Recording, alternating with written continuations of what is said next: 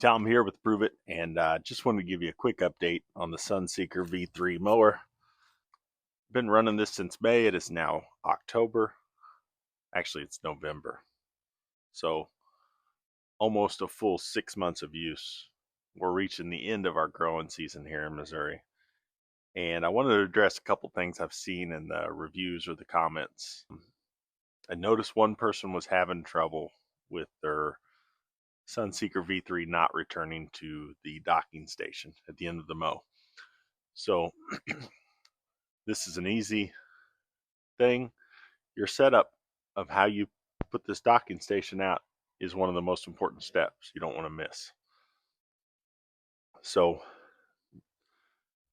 whenever it's time for your V3 to return to the docking station, it is going to find the border of your yard, the fence or whatever, and it's going to start working counterclockwise around the boundary. Your station has to be set up so that as it's working counterclockwise around that boundary, it will see your docking station and be able to drive right into it. That's a simple thing where reading the instructions and watching these setup videos will really help you.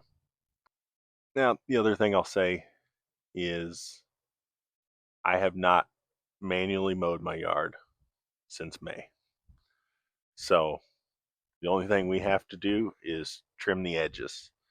And one thing that the Sunseeker has gotten better at throughout the year with a couple of software updates is that it now trims even closer to those edges than it did before. So you can see I need to do a trim on the edges real quick. But there's less and less of an edge left there that needs trimming. Just really about 6 inches along the fence that still needs a trim. So that's pretty cool. It's kept the yard looking great all year long.